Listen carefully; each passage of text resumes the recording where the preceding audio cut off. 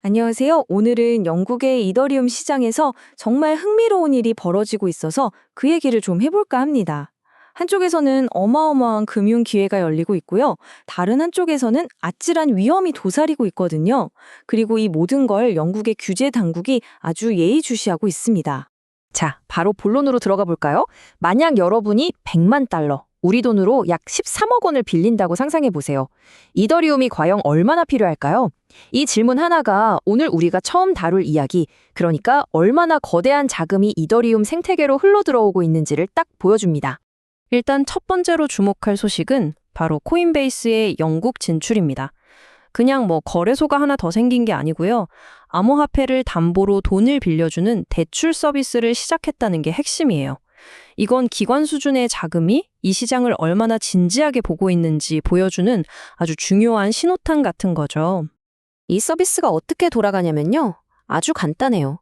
내가 가진 비트코인이나 이더리움을 팔기는 싫은데 당장 현금이 필요할 때가 있잖아요.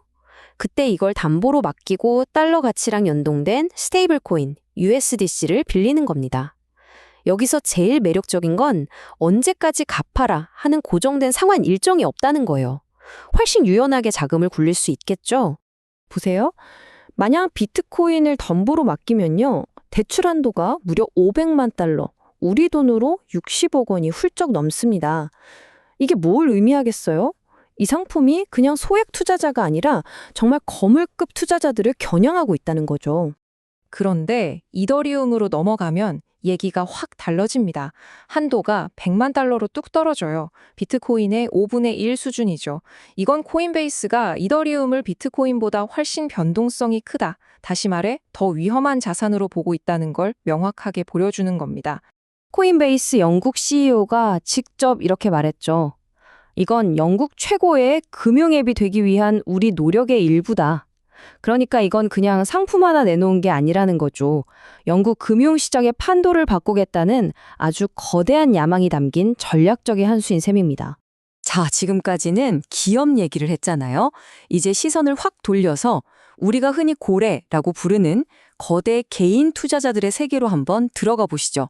이 사람들은요, 기업보다 훨씬 더 대담하고 훨씬 더 위험한 베팅을 하고 있습니다. 이 액수 좀 보세요. 9,080만 달러. 이게 한 사람이, 단 한 명의 트레이더가 이더리움 가격이 오를 거라는데 건 돈입니다. 우리 돈으로 1,000억 원이 넘어요. 와, 정말 상상도 안 가는 액수죠? 근데 진짜 놀라운 건 따로 있습니다. 바로 레버리지예요. 20배를 썼다는 건 만약 예측이 맞으면 20배를 벌지만 틀리면 20배로 잃는다는 거죠. 이건 거의 올인에 가까운 정말 극단적인 베팅입니다. 이 표를 보시면 아시겠지만 이게 그냥 한두 명의 얘기가 아니에요. 여러 고래들이 다 비슷하게 움직이고 있죠. 이더리움의 미래를 아주 강하게 믿고 정말 어마어마한 리스크를 감수하면서 베팅하는 거대한 흐름이 있다는 걸 보여주는 겁니다. 자, 지금까지는 막 돈이 몰리는 장밋빛 얘기를 했잖아요. 이제 분위기를 확 바꿔서 이더리움 생태계의 아주 어두운 이면, 그 숨겨진 위험을 적나라하게 보여준 최근의 해킹 사건을 들여다볼 겁니다. 네, 맞아요. 이렇게 기회가 넘쳐나는 것 같지만 사실 이 시스템 생각보다 굉장히 취약합니다. 화려한 기회의 뒷면에는 언제나 이런 위험이 도사리고 있죠. 이번 해킹에서 제일 중요한 키워드가 바로 사회공학이에요. 이게 뭐냐면 무슨 해커 영화처럼 막 복잡한 코드로 시스템을 뚫은 게 아니고요. 그냥 사람을 속인 거예요. 사람의 심리를 파고들어서 정보를 캐내는 거죠. 공격이 정말 치밀했어요.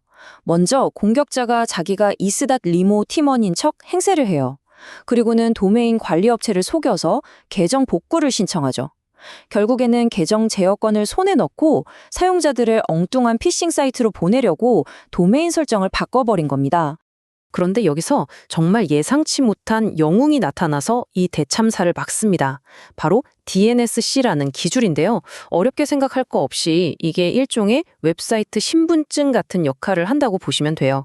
가짜 사이트로 연결하려고 하면 이거 신분증이 다르네? 하고 막아주는 거죠. 결과가 정말 극적이었습니다. 해커가 원했던 건 200만 명의 사용자를 전부 악성 사이트로 보내서 정보를 빼내려는 거였거든요. 근데 실제로는 어땠냐? 이 DNS SEC가 이거 가짜 신분증이네 하고 딱 막아버린 거죠. 그래서 대부분 사용자는 그냥 사이트 안 열리네 하고 오류 페이지만 보게 된 겁니다. 잘 만든 보안 기술 하나가 엄청난 재앙을 막은 거죠. 결국 이 사태에 대해서 도메인 제공업체 CEO가 직접 나섰습니다. 우리가 망쳤고 우리가 책임지겠습니다. 이렇게 딱 잘못을 인정했죠. 이 사건이 얼마나 심각했는지 또 업계가 이걸 얼마나 무겁게 받아들이는지 알 수 있는 대목이에요. 자, 그럼 정리해 볼까요? 한쪽에서는 엄청난 돈이 몰리고 있고, 다른 한쪽에서는 이런 위험이 도사리고 있어요.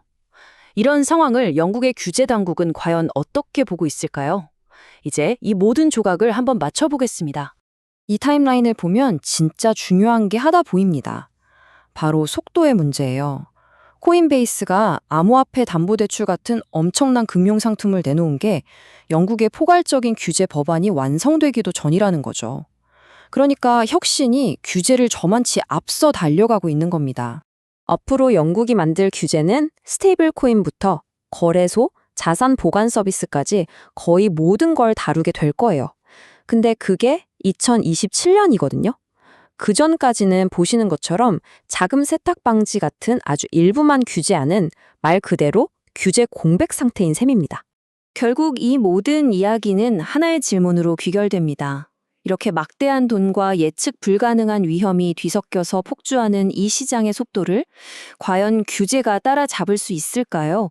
이 질문에 대한 답이 어쩌면 영국뿐만이 아니라 전 세계 암호화폐 시장의 미래를 결정하게 될 겁니다.